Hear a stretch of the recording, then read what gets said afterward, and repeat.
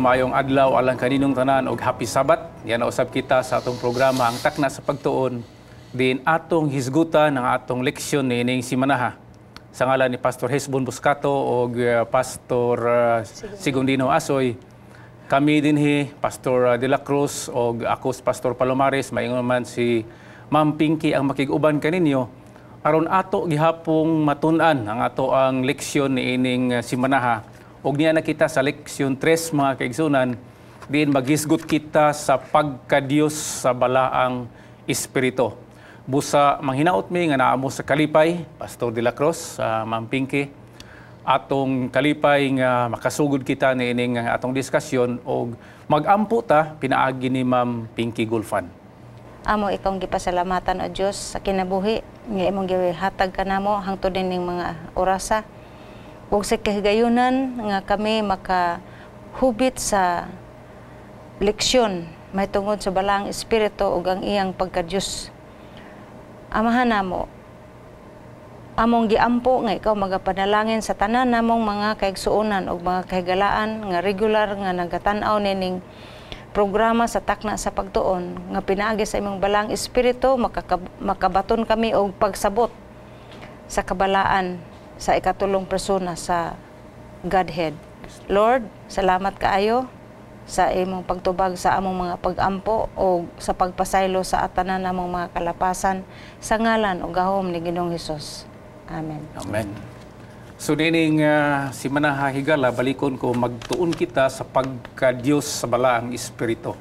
Abi nimo Pastor De La Cruz kining balaang espiritu ang amahan, anak kanunay gining gilink sa Biblia. Kanunay silang may mga statement sa Biblia nga gi-appeal ni silang tulo, gihisgutan nga parihas lang yun ang ilahang kalidad ug ang ilahang kinaiya. Sama sa ato ang memory text karong simanaha, no? Ma'am, palihog basa. Ang grasya sa Ginoong Hesukristo ug ang gugma sa Dios ug ang pagpakig-ambit sa Espiritu Santo magauban kaninyong tanan. Okay. Amen. So kung imong tan-awon din na higala, makita nimo nga ang paghisgot sa amahan ug ang paghisgot sa balaang espiritu ug sa anak wala giyoy gisulti nga lahi og kinaiya ang amahan, lahi og kalidad ang balaang espiritu, lahi og ingnon ta kinaiya o kahimtang ang anak. Parihas lang yun ang pag-treat sa maong statement sa tulo ka persona sa pagka-Dios. Pero dili kaayo literal mga kaigsunan ug mga higala ang paghisgot sa Biblia mahitungod sa pagka-Dios sa balaang espiritu. Dili kayo siya literal, no? Kung sa mga Bible scholars pa, dili kayo explicit, no?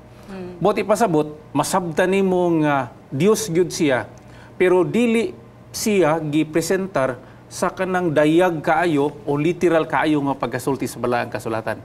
Sa to pa wala gyud siya diretso nga gisulti Pastor Palomares nga kani siya Dios. Oh, dili ka kabasa og literal nga niingon nga ang balaang espiritu Dios siya. Dili na nimo mabasa literally sa balaang kasulatan. Pero sultian to mga kaigsunan ug mga higala, dunay daghan kaayo nga pruiba sa Biblia ug mao na siya ang atong tahas karong simanaha nga atong masabdan nga kana nga pruiba ug mga ebidensya naghisgot gyud nga Dios ang balaang espiritu. Aron ato nang masabtan, atong hisgutan og unsa may kinaiya, no? O attribute aning Dios. Di ba? Ma'am Pinky, unsay masulti nimo dinha? Usa sa butang murag makapasibot sa atong interes mga kaigsuonan mao nga ang balang espiritu sumala sa nalitok ni Pastor Palomares dili kaayo plantada ang iyang pagka presentar diha sa balang kasulatan murag pirmi ra gina siya sa background pero kung imong tan-awon ang iyang mga hiyas pupareha ra gyud sa Dios nga mahan ug kang Ginoong Hesus. Siya mao ang puno sa kaalam, gani siya mura og sa espiritu god ug atong kwaon god ang meaning sa spirit murag siya mo inagdala og live wire or kinabuhi kay aning tanan nga tulo mo bitaw na nga dili man gyud nato matugkad mga kaigsuonan ang gitawag og deity of the Godhead kay ngano man kung atong matugkad na siya murag papareha na sa ato ang Ginoo murag gitupong nato ang Ginoo sa atong una-una. That's the reason nga it's always a mystery nga kining balang espiritu kung dili gud nato tukibon ug maayo ron, dili gid ta kasabot. Pero sa ako nang gikasulti ganina nga, bisan dili siya direkta, literal o kategorikal nga gisulti nga Dios siya, pero ang iyahang aktibidades, mga kaigsunan, o ang iyahang participation sa kaluwasan o bisan pa sa paglalang sa kalibutan, masabtan nimo nga ang iyahang kinaiya, Dios gyud siya. Mao. Busa aron nga to siyang matugkad atong i-compare ato sa tan-awon kung unsa magyoy kinaiya aning sa Dios, no? Unsa magyoy, how do we know nga kana siya Dios na siya, unsa may iyang mga kinaiya o gitawag og attributes? Okay. Pwede ba ka makahatag og opinion ni Pastor De La Cruz? Kung atong tanawon mga kaigsunan, kaning atong mga pagtuon karong adlaw, kining kinaiya sa Ginoo, parihas sa kinaiya or pagkamao sa balaang spirito. Okay. Una, kung atong tanawon ang Diyos Amahan ug si Kristo, parehas ni sila nga walay sinugdan ug walay katapusan. In other words, kini sila eternal. Sa to pa nga usa sa attribute sa Dios nga ang Dios walay katapusan ug walay sinugdanan, no? Kaya ang pulong higala nga God, kung imong istriktuhon ang iyang definition, nag-ingon dito, the self-existing one, no? Meaning hingtungha siya sa iyahang kaugalingon, wala siya sinugdanan, wala siya katapusan. Mao nay usa sa mga lig-on nga attribute nga kung dunay usa nga imuhang matawag nga walay katapusan o walay sinugdanan, o naa siya attribute o kinaiya sa gitawag eternal, Dios na siya. Okay, unsa pa gyud? So atong may baluan nga ang mga hiyas sa usa ka Dios mao nga eternal, omniscient, Okay. or all-knowing, unya both omnipresent and omnipotent. Okay. So ato ning tagsa uno, moingon tag eternal, nag-ingon din ha ang balaang kasulatan sa Juan 1:1 nga dunay sinugdanan. Okay. Sa sinugdanan naa na ang Dios. Pero kana nga sinugdanan dili po nimo moingon nga Dili na mo sinugdanan sa Dios. dili na mo sinugdanan sa Dios kung dili naalay sinugdanan, which means nga nisugod ang pagka-Dios, pero dili mo matrace up kung kanos aga sugod kay ngano man ang iyang sinugdanan eternal na daan. No. Okay, anita sa iyahang gitawag nga all-knowing, no? Kanang nahibalo siya sa tanan. Napatay pruiba na sa Biblia nga ang Dios nahibalo sa tanan. Portin daghana. Daghan yun. Pagkahulog sa itong unang mga ginikanan, ano siya nahitabo? Pagkahulog sa atong mga ginikanan, ang Dios kay balo na siya daan kung unsa gyoy dangatan sa mao nga tao nga nahulog sa pagpakasala. Busa ang Dios naghimo og paagi aron luwason kana nga ginikanan nato ang tao nga nahulog.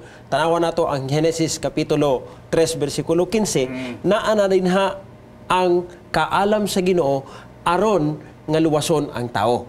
So ang foreknowledge mga higala, mga kaigsunan, usa na siya ka pruiba nga ang Dios naa siya gitawag omniscient nga klase nga kinaiya. Okay. Isa pa ni ana Pastor Palomares, tanawon nato ang sa kahimtang ni Daniel og ni Nabucodonosor. Okay. Gipadayag daan sa Ginoo ngadto kang haring Nabucodonosor kung unsay umalabot sa iyahang gingharian. Okay. So he knows the future. Nahibawan siya unsay ang umalabot nga mga hitabo. Ang kasagaran ng pastor sa ato dayong hunahuna nga moabot kung magisgot atong Adam gud ni Hari Nabucodonosor nga gipadayag ra pod kang Daniel. Mao nga ang ato dayong hunahuna sa usa ka magbabasa sa Biblia nga ang Ginoo mismo nga amahan mao'y nagpadayag adto. Na disregard nato nga it was the power of the Holy Spirit. Kay kini sila tulo, they are existing as one. So murag mo nang giingon nga wala kayo siya dili explicit, no? Is that the writer? Dili explicit kaayo ang rule nga gipadayag, pero imong yung sutaon ang balang espiritu gyud behind ani, pero ang iyang attribute dili siya akop-akopon ba nga ako ni mao na balang espiritu gyud ko nga maoy nagpadayag ana, di ba? Okay. So na humana to mga higala og hisgot nga ang kinaiya sa Dios usa gitawag siya eternal. Ikaduha gitawag siya nga nahibalo sa tanan o omniscient. Og ang sunod din nga kinaiya sa Dios kun imong tanawon ang Salmo 139 nagpadayag nga usa sa mga attributes o kinaiya sa pagka-Dios kining gitawag nga omnipresent, no? Ang buot sa ipasabot sa omnipresent mga higala naa sila sa nagkalain-lain nga dapit sa usa ka panahon, no? Pananglitan ikaw ug ako dili ta mga omnipresent mga higala kay kung naa ka sa Cebu, wala ka sa Manila. Kung naa ka sa Davao, wala ka sa Cagayan de Oro. No, but muna buti pasabot nga sa atong kalidad ingon nga tao, wala tay omnipresent nga attribute o kinaiya kay ngano man. Naalang ta sa usa ka dapit sa usa ka panahon. But with respect to God, ang ilahang kinaiya higala mao nga naa sila sa nagkalain-lain nga dapit sa usa ka panahon. So usa ka hagtik sa panahon, ang Dios naa sa Cebu, naa sa Manila, naa sa Baguio, naa sa Cagayan de Oro, naa sa Davao, o bisan asa nga gusto niya naa siya sa usa ka panahon. Ni ana nga kinaiya, being an omnipresent God. Karon muna og ta, no? Kaya ato ang tahas karong simana mao man ang paghulagway o ang pag-describe kung unsa ang pagkadios sa balaang espiritu. Ato na tong hagpaton mga higala, no? Ang kinaiya sa pagkadios, then atong i-apply sa balaang espiritu. Naaba Pastor Palomares, naaba aning na mga siya. kinaiya sa balaang espiritu. Okay. Kay kung naa, therefore makakonclude ta nga siya Dios Diyos. pod. Okay. So akong pasahon diri sa 1 Korinto 2:10. Sige, palihag ma'am. Apan alang kanato gipahayag sila sa Dios pinaagi sa espiritu. Kay ang espiritu nagasusi sa tanang mga butang bisan pa sa halalom nga mga butang sa Dios. Amen. So higala, naatay ebidensya dayon din nga napupo o nahagpat nga ang balaang espiritu naapo siya kinaiya Pastor Ray sa pagka all-knowing. Sa to pa kun all-knowing, asa man na siya? Mubalik ta sa gitawag nga omniscience. Di ba? So all-knowing. Gani si San Pablo kung imong susihon sa gibasa ni Ma'am Pinky, naghisgot yun nga bisan sa halalom ng mga butang. So dili surface ang iyang knowledge makaisunan. Kay naa magoy kaalam nga kanang posible nga na-acquire lang nimo ba? Yun nga gisultian man lang gud ko. Gisultian lang ang Holy Spirit sa Dios Amahan baka muna nga nahibalo siya. Pero ang description ni San Pablo naghisgot gud siya nga nahibalo siya sa lalom ng mga butang, mga tinago sa pagka-Dios. So tanawa, so naay all-knowing. Unsa pa gid na Pastor Ray? Kung atong tanawon sa Salmo 104, versikulo 30 ug Lucas 1:35, nagaingon siya dinhi nga ang balaang espiritu all powerful. Makagagahom. Makagagahom sa tanan. Makagagahom sa tanan. Pagkaninot. Ang Salmo, Ma'am Pinky, 139, versikulo 7 ug 8, unsay gisulti dinha? Asa ba ako paingon gikan sa imong espiritu? Kun asa ba ako mokalagaw gikan sa imong presensya? Sa to pa dunay pangutana nga asa ba ko makakalagyo gikan sa imong balaang espiritu o gikan sa imong presensya? Ang buti pasabot mga higala nga naa siya'y attribute ni ining gitawag sa pagka omnipresent. Kay dili man ka makakalagyo, no? Dili ka makapalayo gikan kaniya. Sa to pa kung naa ka sa Cebu, naa po siya dito sa Cebu. Kung naa ka sa Manila, naa po siya sa Manila. Kung naa ka sa Amerika o bisan asa kang dapitan mga higala, dili ka makakalagyo ug mauna siya ang gitawag nga attribute nga naa sa balaang espiritu. So atong i-recap kadyot, no? He is an all-knowing. He is all-powerful. Ug unya naa siya maski asa. Gani omnipresent. Omnipresent pud siya. Gani dili ko makapugong mga higala nga akong lakbitan ang kini bitawng Greek word sa Holy Spirit, no, sa Juan kapitulo 14. Kini gitawag nga siya ang Parakletos. Paraklito. Ang Parakletos mga higala, duha na siya ka pinulungan, no, nga gi-combine. Usa na siya ka compound word sa Grigo nga pinulungan. Nga buti pasabot kung inig tawagon nimo siya, na din ang pulo nga kaleo, no. Kung tawagon nimo siya, naa po din ang pulo nga para, no? Meaning, naara siya sa imuhang palibot o sa imuhang tapad, no? Yes, around. So, naara siya din higala. Sa to pa nga, kung naay magtawag sa balaang espiritu, dinhi sa Cagayan de Oro, naapoy mudungan og tawag niya dito sa Davao, naara siya.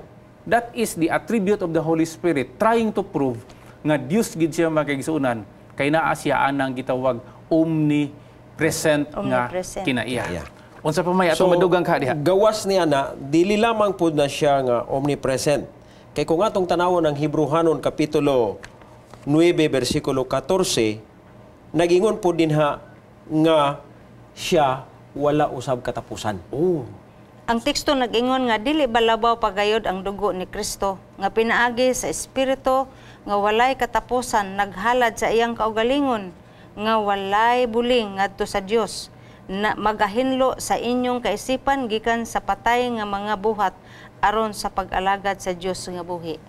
So pagkanindot mga kaigsoona, no? Hebrehanon 9. Bisag kuto pa lang ta dinha, nabalay na gyud nato, no? Ato nang natahi ang usa ka description nga ang balaang espiritu Dios gyud, no?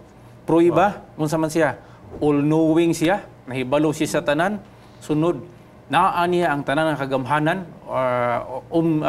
gitawag nini nga all powerful, omnipotent man no? Omnipotent, Ang iyahang omnipotent. kinaiya sa English. Dayon omnipresent pud siya. Nag-ingon si Salmista David nga unsaon ako pagkalagyo gikan sa imong espiritu. Gani kun imong tanawon ang sinulatan pud sa lain nga mga propeta, no, sama ni Mikyas, ingon siya nga kung moadto ko didto sa ilalom sa dagat, tuwa ka dito. Kung moadto ko dito sa taas, tuwa ka dito. So mga kaigsunan, naa niya ang kinaiya sa pagka-omnipresent. Ug ang bag-o nang ginato nga sitas nga gibasa sa Hebrehanon 9, versikulo 14, naghisgot nga ang balaang espiritu wala siya'y katapusan. Mao. So gikan din may siguro pastor nga mudagan pud ta ngadto na sa Iyahang aktibidades. iyahang Role, mga ginahimo, no? Iyang bahin. Iyahang participation, iyahang bahin gikan sa pagbuhat sa kalibutan ngadto sa pagluwas sa tao ug ngadto sa uban pa nga mga aktibidades nga di inaa ang Dios, na ang Dios Amahan, Dios Anak O Espiritu. ang balaang espiritu. Unsa may imuhang madugang ana mampingki nga area? Ang kining giingon sa Henesis 1 ug 2 nga ang balang espiritu diha na sa sinugdanan na nga nagalihok ibabaw sa katubigan. Ug atong nasabtan nga bisan pa sa sinugdanan diha nagyudaan ang balang espiritu ug may labot ni siya sa gitawag og paglalang. Maingon man usab ang pagbag-o sa kaluwasan. Oh. Sa tupa Mampingki, Pastor Palomares, nga sa diha nga gibuhat ani nga kalibutan, sa gibuhat ang tanan, ang espiritu aktibo sa pagpartisipar sa mao nga aktibidad sa pagbuhat niining tanan nga atong Correct. makita sa paglalang. Gani dunay grammatical presentation din na sa libro sa Genesis nga masabtan ginato nga ang paglalang sa kalibutan gimugna ni siya dili sa nag-inusara nga Dios, no? Paghimo sa tao. Let us make man. Ingon niya nga buhato nato ang tao. Actually, sukwahi kayo mga kaigsuunan sa grammar, bisag sa Bisaya nga grammar, kung moingon ko nga buhato nato, panalitan ako rang usa. Niya moingon ko nga buhato nato. Sukwahi kayo na. Sukwahi kayo, pero panalitan kita na pong tulo. Niya moingon po ko nga buhato nako. Sukwahi po siya. gyapon kay Oo. dili man na nag-implement nga nag-implikar nga na kay kauban. Bakit kauban o? Gawas pa ana pastor ba kanang equivalent nga word sa nato sa English as Oo. US. Wala ni siya gisulat nga small letter. It is written in proper noun. Okay, so daghang salamat ana nga pagnotisya, Ma'am Pinky. Gawas pahigala, ang uban mo ingon nga duhara na sila nagtrabaho. Applicable gihapon ang nato maski duhara, di ba? Okay. Okay. Basta duha, sobra na sa isa, plural naman na siya. Pero mga kaigsunan, sa ako nang gikaingon kaganina, dili literal ang pag-present sa aktibidad sa balang espiritu no, with respect to creation. Apan maklaro din gani tungod kay ang bersikulo 2 sumala sa gibasa kaganina, naghisgot gyud nga ang balang espiritu didto sa katubigan panahon sa paglalang. Ug unsa pay nahitabo sa diha nga ang tawo nakasala, unsa may participation sa balang espiritu? Sa Genesis kapitulo 6 bersikulo 3, naabay Kung siya tanaw na to participation. dinhi sa bersikulo 3 sa kapitulo 6 sa Genesis, nagaingon siya dinhi, ug miingon si Hioba, ang akong espiritu dili makiglalis sa gihapon sa tawo, kay siya unod, apan ang iyang mga adlaw magausa kagatos og kaluhaan katuig. So ang punto niya din hingang espiritu sa Dios dili kanunay nga Layog. layog ka nato sa diha nga kita nakapalayo sa Ginoo, nakasala. Pero, dili kanunay siya gatawag nato. Pero nitawag siya. Oh. Okay, ang punto magud din nga, nitawag ba siya? The answer is yes. Ang statement tag-ingon lang nga dili na siya magsigi pakiglayog. Pananglitan ng tao mo ato gis pagpakasala. Dili na siya magsigi pakiglayog. Pero nakiglayog siya. Pero dili lang pirme. Mao. Oh, muna buti pasabot mga higala nga sa decision making nga gihimo sa tao, ang balang espiritu dili kaniya pugson. Dili niya tuison ang imuhang kalidad, ang imuhang kinaiya nga you have the power of choice. But speaking of naa ba siya? Yes, naa siya. Nakiglayog siya. Di lang kaniya pugson. Katong panahon bitaw nga nagdetermine gud ang yawa nga iyang tintalon si Eva. I believe there was a struggle on the part of Eve. Oh. Oh. So kani ba nga struggle nga nagrepresentar ba ni sa gahom sa balang espiritu? Walay lain, no? Walay lain kay mo pass forward ta sa ato ang diskusyon mga kaisunan, no? Kung imo lang taon ang kinatibuk-an nga attribute sa balang espiritu, siya ang katumanan sa attribute sa pagka-Dios ni anang musulod sa imong hunahuna. O ang Dios Amahan makaisunan, dili na siya musulod sa imong hunahuna sa iyahang pagka-Dios Amahan. Ang Dios Anak limited pud siya kung gusto niya nga dili siya musulod sa imong hunahuna. It is only the Holy Spirit who can struggle, no, with the mind of the people. Kay mo nagingon sa Through our conscience. Oo, mo nagingon sa Genesis 6 bersikulo 3. Kung atong tanawo ni Pastor Palomares ug Ma'am Pinky, sumala pa sa pagtuon karon sa siyensya. Ilahang nakaplagan nga ang avenue sa communication sa Dios, Amahan, Anak ug Espiritu sa ato nga mga tao is through our frontal brain or frontal lobe sa ato nga utok. Diha siya nag-communicate ug mo nay atong gitawag nato nga conscience.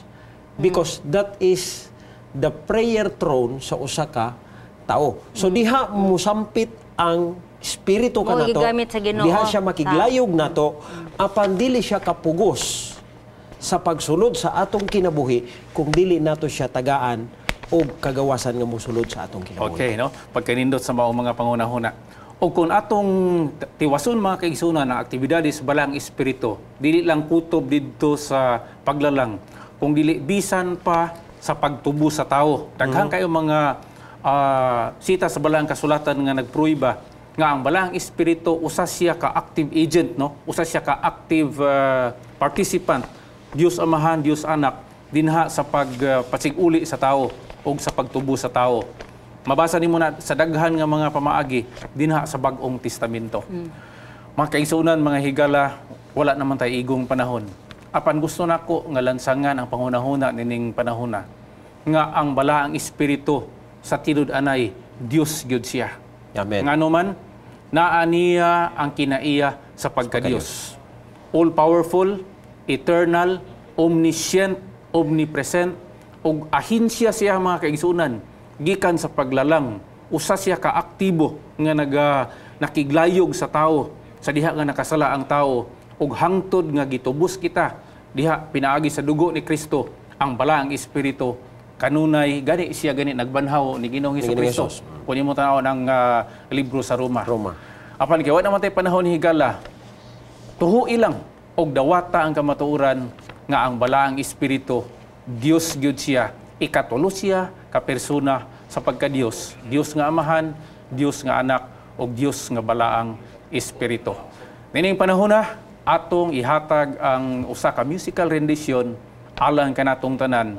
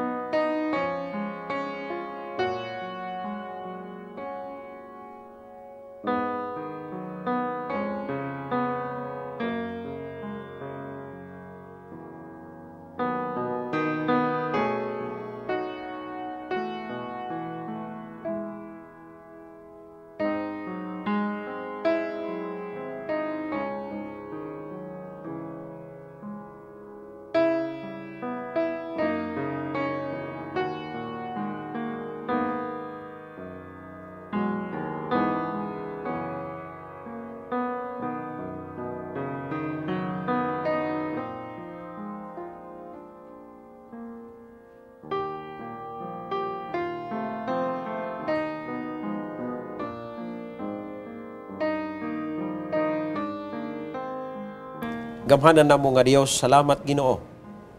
Nga dunay balaang espiritu nga Dios gihapon. Nga mao kining gagiya kanamo, mao kining gaabli sa among mga panghunahuna, mao kining nitabang dili lamang sa paglalang ani nga kalibutan, apan bisan pa mitabang alang sa pagsampit kanamo, pakiglayog kanamo alang sa among mga kaluwasan. Hangyoon ako Ginoo nga panalangin niyang tanan nga among mga kaigsuunan, mga kaigalaan, nga nagapaminaw ug nagatan-aw niini nga takna sa pagtuon. Ihatag kanamo ang among pagkinahanglan nga igo nga pagtuo sa balaang espiritu sa ngalan Ginoong Hesus. Amen. Amen.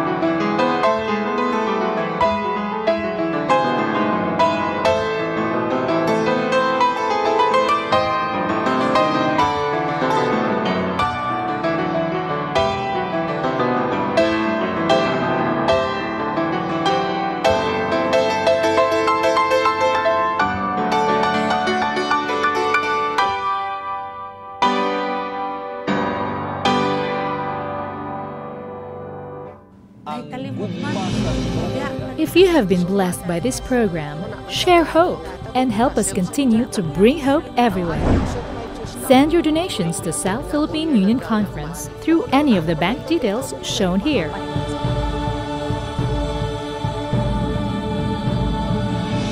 Hope Channel, sharing love, changing lives. Aduna ka ba'y buot masayran sa kinabuhi? Aduna ba'y kagawasan sa sala o kasakit? May paglaong pa ba ang mga minatay? Unsa ba'y padulngan sa kalibutan? Mga higala, ipangutana kay pastor. Ipadala ang imong mga pangutana ug tubagon ni pastor gamit ang Biblia. Pangutana Pastor, usa ka serbisyong gidalit kaninyo gikan sa Hope Channel. Hope broadcasts everywhere in the world with 10 global channels and is affiliated with more than 50 production studios on 6 continents. The result? Hope Channel provides a diverse programming mix in many of the world's major languages. Hope is more than great television. It's a donor-supported ministry that's part of an international family of educational institutions, churches, retail outlets and hospitals. Welcome to Hope Channel.